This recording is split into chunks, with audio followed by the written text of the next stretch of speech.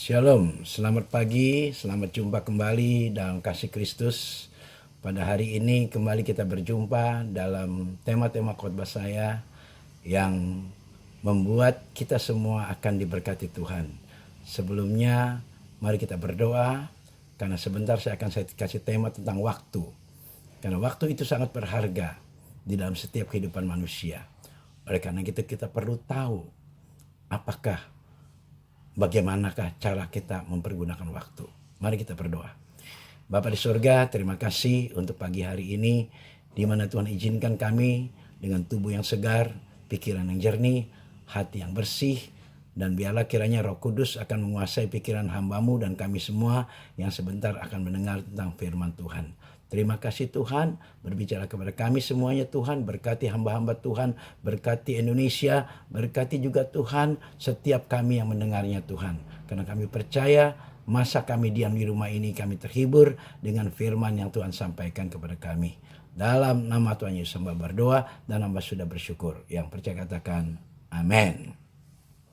Puji Tuhan, kembali kita jumpa dan pelajaran ini kemungkinan dan pasti kita akan 2 kali periode untuk kita mendengarnya. Karena tidak cukup untuk sekali. Saya akan coba untuk menerangkan sejelas-jelasnya tentang waktu.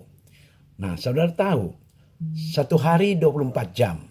Berarti 1 bulan kalau kita hitung 30 hari, berarti 720 jam. 1 tahun berarti 8.760 jam. Dan berapakah usia Anda sekarang?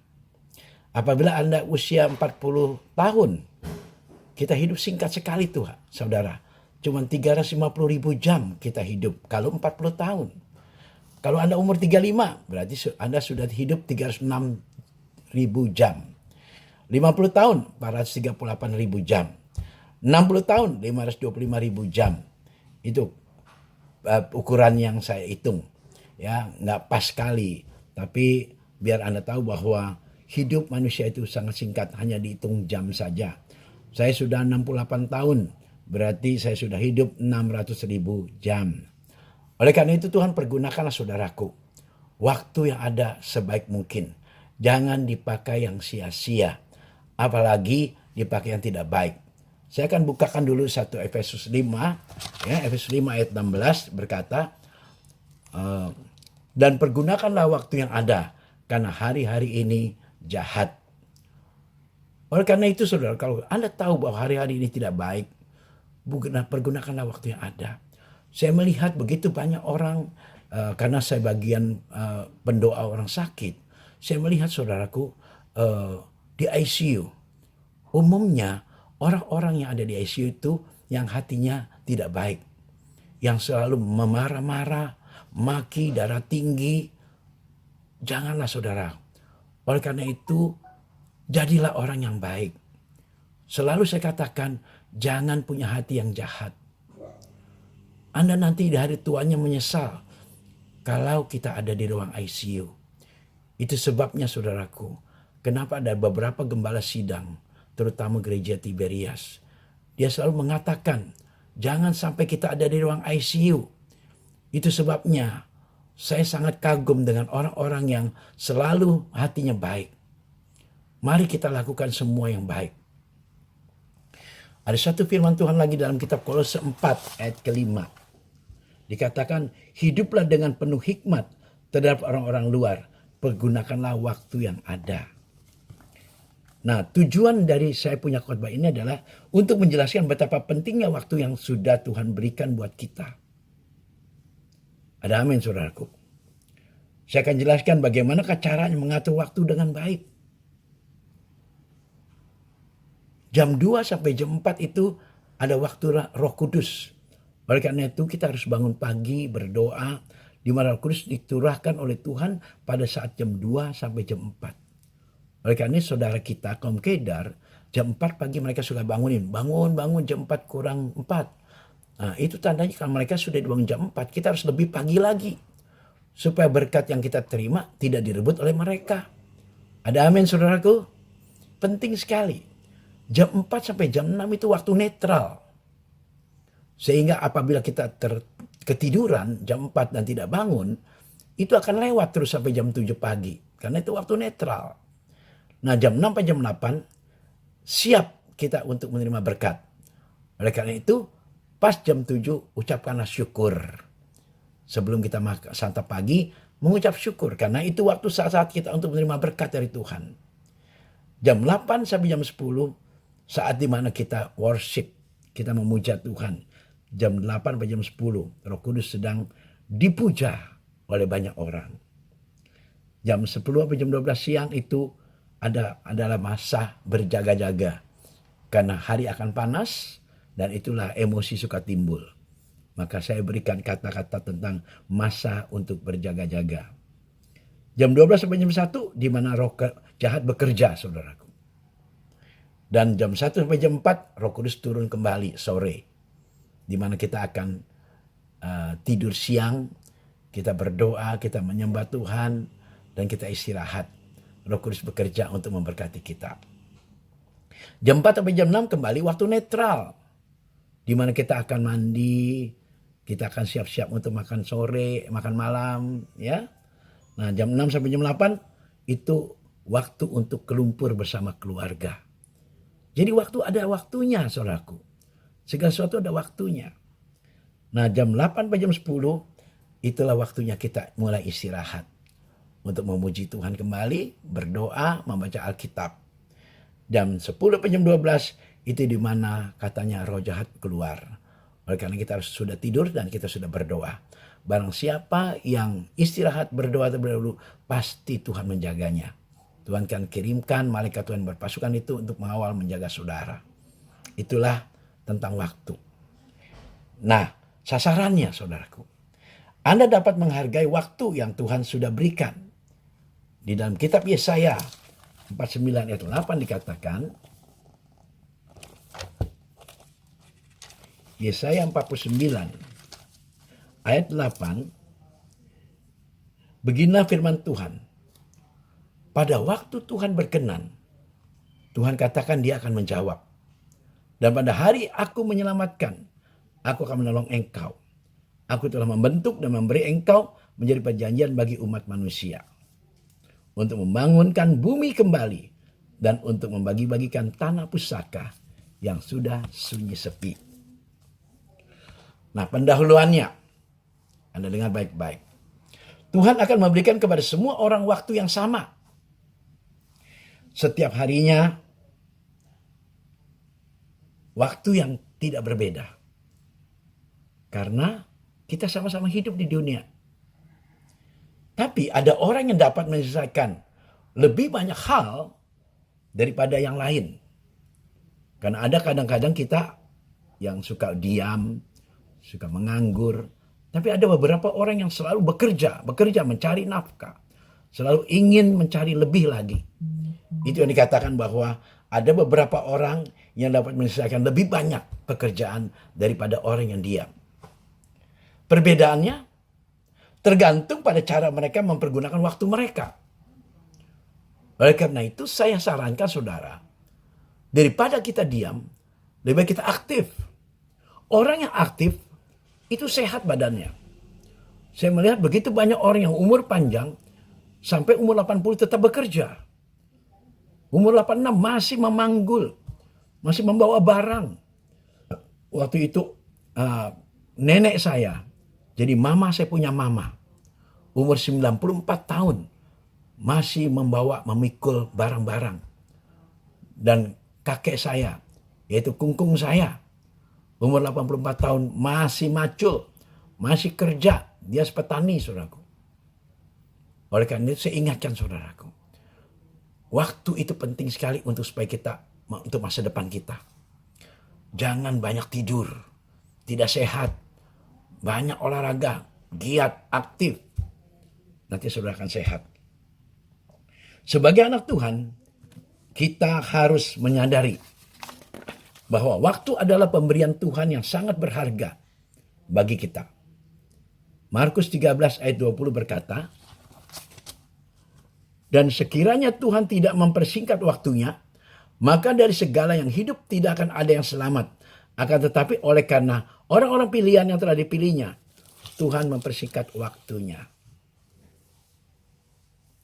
Itu yang Tuhan katakan. Oleh karena itu, pergunakanlah secara efektif atau efisien waktu saudara.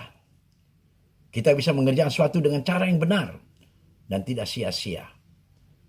Daripada Anda jatuh dalam dosa, dari Anda jatuh dalam hal kelemahan saudara, maka pakailah waktu itu untuk memuliakan Tuhan, untuk meninggikan nama Dia, untuk berpikir yang positif untuk keluarga. Karena saudaraku, kalau kita bisa menggunakan waktu yang ada dengan sebaik mungkin, bukan untuk orang lain, untuk kita sendiri, untuk masa depan kita nanti. Oleh karena itu saya memberikan nasihat kepada saudara, karena saya merasakan di usia senja saya ini, saya begitu bahagia. Karena selalu saya pakai waktu untuk Tuhan. Saya bertobat umur 72 tahun. Bukan 72 tahun, sorry. Tahun 72. Sekarang sudah tahun 2020. Bayangkan, 48 tahun saya melayani Tuhan. Dan selalu saya pakai waktu saya untuk Tuhan. Sehingga kalau saya katakan, saudara mungkin tahu, apa saja yang saya minta, saya selalu dapat dari Tuhan. Bahkan belum sampai disebut, saya sudah dapat, saudaraku. Nah, ada satu kesaksian untuk menutup khotbah pertama ini. Waktu itu saya kepingin sekali makan jeruk, saudaraku. Saya bilang, Tuhan, aku ingin jeruk yang tanpa biji. Lalu aku cari ke Mega Mall, dan ternyata di sana ada tumpukan jeruk yang tanpa biji. Tapi sudah sisa-sisa. Ada 3 orang encim-encim yang sedang berebut mencari. Saya cari, saya dapat kira-kira 18 buah. Tapi tiba-tiba Tuhan katakan, pulang anakku. Aku sudah siapkan engkau di rumah. 1 keranjang, satu peti. Lalu saya cepat-cepat, saya dengar suara itu, saya kenal betul, saya pulang cepat-cepat ke rumah.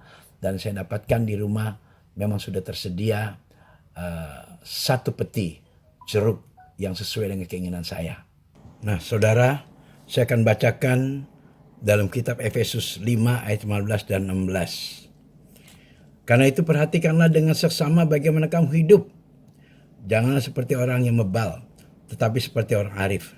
Dan pergunakanlah waktu yang ada. Karena hari-hari ini adalah jahat. Nah, saudaraku yang dikasihi Tuhan Yesus, kalau saudara tahu bahwa hari-hari ini tidak baik, mari kita jangan turuti. Jangan ikuti apa yang kita lihat. Biarlah mata kita tertuju hanya pada firman Tuhan. Karena waktu ini adalah waktu yang jahat. Ingat, waktu kita sangat singkat. Hanya hitungan jam, saudaraku. Ya, dan Wahyu 1 ayat 3, saya bacakan kembali. Wahyu 1 ayat 3 dikatakan bahwa berbahagialah dia yang membacakan dan mereka yang mendengar kata-kata nubuat ini. Dan yang menuruti apa yang ada tertulis di dalamnya. Sebab waktunya sudah dekat. Iblis sedang bekerja luar biasa, saudaraku. Merasakan tidak bahwa virus corona ini sampai menyerang 200 negara lebih, saudaraku. Ini tanda zaman, saudaraku. Bukan waktunya lagi kita bermain-main. Mari serius dalam Tuhan. Iblis sedang mencuri waktu anak Tuhan dengan hal yang sia-sia. Itu yang terjadi sekarang ini. Iblis membujuk dengan hal-hal yang membuat manusia itu terjerat. Allah punya maksud dengan memberikan waktu kepada kita. Dia mempunyai rencana dan dengan waktu itu. Karena itu kita harus memanfaatkan waktu sebaik-baiknya sesuai dengan kehendak Tuhan. Dalam Mazmur 90 ayat 12. 90 ayat 12 berkata, ajarilah kami Tuhan, menghitung hari-hari kami sedemikian, hingga kami beroleh hati yang bijaksana. Bagaimanakah caranya kita mengatur waktu yang dengan baik? Pertama, saudaraku, perencanaan agar berhasil dalam menyelesaikan tugas kita harus pertama-tama membuat satu tujuan. Orang yang gagal membuat rencana, dia sedang merencanakan kegagalan. Yang kedua, menentukan prioritas. Dahulukan mana yang penting. Karena waktu kita terbatas. Kita harus menolak yang tidak begitu penting. Karena yang penting itu berguna buat masa depan. Seperti bermain-main yang tidak perlu, berkata-kata yang tidak perlu, minum-minum yang tidak perlu, melakukan hal-hal yang tidak baik, yang melukai hati Tuhan, itu tidak perlu. Yang perlu adalah apabila kita ibadah, mendengar firman Tuhan, membaca Alkitab, bekerja dengan rajin, giat di dalam olahraga, itu penting untuk kita mengisi waktu kita. Nah, saya akan jelaskan tentang urutan prioritas. Ini penting sekali, saudaraku. Apa yang kita utamakan pertama-tama? Persekutuan dengan Tuhan. Bersaat teduh. Matius 6 ayat 33, carilah dahulu kerajaan Allah dan kebenarannya, maka segalanya akan ditambahkan kepadamu. Ditambahkan apanya? Kesehatan, keuangan, rumah tangga yang rukun, dan semua Tuhan akan tambahkan, termasuk keuangan kita, kalau kita cari dulu kerajaan Allah dan kebenarannya. Bahkan Yesus juga mengajar. Yesus Tuhan, bukan manusia. Tapi kenapa dia pagi-pagi sudah naik ke bukit untuk berdoa? Dia memberikan teladan dan contoh kepada kita semua untuk banyak berdoa. Oleh karena itu saya undang, tidak lama lagi kita akan adakan doa pagi lagi di Season City lantai P4. Ayo, jangan terlambat. Jam 5 tepat teng kita sudah kumpul semuanya untuk berdoa mengucap syukur pada Bapa di sorga. Karena kita ini yang tersisa, yang tertinggal, yang tidak kena COVID-19. Berterima kasihlah kepada Tuhan agar kita benar-benar bisa diberikan panjang umur sesuai dengan janji Tuhan. Bahwa di tangan kanan umur panjang, di tangan kiri kekayaan kehormatan menjadi bagian kita. Bagaimana kita mendapatkan janji itu? Pergunakan waktu yang ada sebaik mungkin. Ada amin, saudaraku? Aku minta itu. Karena saya sebagai gembala saudara yang memimpin saudara dengan penuh cinta dan kasih, saya ingin kita semuanya berumur panjang. Thank you Lord. Terima kasih Tuhan. Itu ya prioritas yang pertama. Prioritas kedua, saudaraku, perhatikan. Itu diri sendiri. Saya karena begitu cinta sama Tuhan, seringkali jam 1 siang saya belum makan. Waktu saat kita mau makan, jam 1 siang ternyata saya sudah terlambat untuk masuk yang 1:30. Saya bersyukur saya punya adik-adik yang menemani saya di dalam pelayanan. Mereka kompak. Mereka bersahati. Kalau saya tidak makan, mereka ikut tidak makan. Waktu saya ada di Senayan City, jam 2:30 saya bicara bahwa saya belum makan. Saya lihat ada beberapa orang yang lari ke bawah, mencari makanan. Ada yang memberikan saya nasi padang, ada yang memberikan saya bakmi. Itu otomatis, saudaraku, tanpa diminta. Karena mereka melihat saya utamakan Tuhan daripada diri saya sendiri. Saya sangat mencintai Dia. Karena seberapa besar saya melayani Tuhan, tidak akan pernah bisa membalas cintanya Tuhan atas hidup kita semua. Itulah waktu yang saya berikan buat Tuhan. Oleh karena itu saya sangat percaya bahwa saya akan diberikan kepuasan dalam hidup saya. Terima kasih pada Tuhan Yesus yang sangat baik. Itu prioritas yang kedua. Prioritas yang ketiga, jangan lupa keluarga. Keluarga penting, saudaraku. Karena pertama-tama Tuhan ciptakan dunia ini adalah keluarga antara Adam dan Hawa. Bayangkan, saudaraku, ketika waktu Tuhan ciptakan Adam dan Hawa, semua sudah tersedia. Betapa indahnya hidup di dunia ini. Kita memiliki Tuhan yang peduli dengan kita. Dia kasih Hawa untuk menemani Adam. Oleh karena itu saya ingatkan, saudaraku, barang siapa yang sudah mendengar firman Tuhan hari ini, Tuhan ciptakan manusia hanya Adam dan Hawa. Hendaklah sampai hari ini jangan punya pikiran ingin menikah lagi. Saya sudah memberi teladan dan contoh. Saya menikah 39 tahun dengan istri saya, tetap tidak berubah istri saya, satu-satunya. Karena Tuhan ciptakan manusia Adam dan Hawa, bukan Hawa-Hawa. Tidak ada wanita lain. Ayo kuatkan imanmu. Jangan jatuh dalam dosa. Oke? Saya senang sekali kalau Anda bisa mendengar firman Tuhan yang saya sampaikan pada hari ini. Jadilah orang-orang yang bijak. Yang dapat memilih waktu yang baik buat Tuhan. Itu keluarga. Saya bacakan sedikit Efesus 6 ayat 1 sampai 3. Hai anak-anak. Efesus 6 ayat 1. Taatilah orang tuamu di dalam Tuhan. Karena haruslah demikian. Hormatilah ayahmu dan ibumu. Ini adalah satu perintah yang penting seperti yang nyata dari janji ini. Supaya kamu berbahagia dan panjanglah umurmu di bumi. Apakah Panis melakukan itu? Yes. Saya sedih sekali saudaraku kalau sekarang setelah saya berhasil, saya belum bisa menyenangkan papi mami saya waktu saat itu. Waktu dia ada di bumi, waktu dia masih ada di dunia, saya cuma sempat kasih papi mami saya pergi ke Medan dan ke Bali. Dan saya sempat ajak mami saya ke Tanah Perjanjian 2 kali. Itu belum puas saudaraku. Saya merasa berhutang budi dengan kedua orang tua saya. Saya sangat mencintai dia. Kalau saya teringat dia, pasti air mata saya keluar, saudaraku. Kenapa demikian? Karena orang tua saya begitu mengasihi saya. Dia begitu menyayangi hidup saya. Maklum waktu saat dia punya anak, 5 kali melahirkan, 5 kali wanita. Saya lah pria yang ke-6. Sehingga saya adalah buah kesayangannya. Oleh karena selalu papi dan mami berkata, nanti anak papi dan mami kamu yang paling bahagia. Karena saya sejak umur 13 tahun, saya tidak pernah mendapatkan uang dari orang tua saya. Bukan dia tidak memberi, saya tidak terima. Saya mau mandiri sejak umur 13 tahun. Saya mau cari uang sendiri, sekolah bayar sendiri, semua bayar sendiri.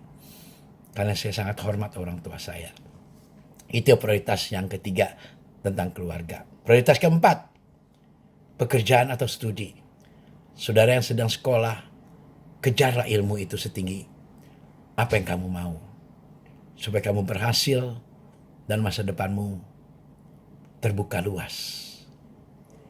Pekerjaan, kalau Anda bekerja, setialah dengan bos saudara. Seperti waktu saya bekerja, maaf bicara bukan membanggakan diri. 4 kali saya bekerja, 4 kali saya menjadi pimpinan.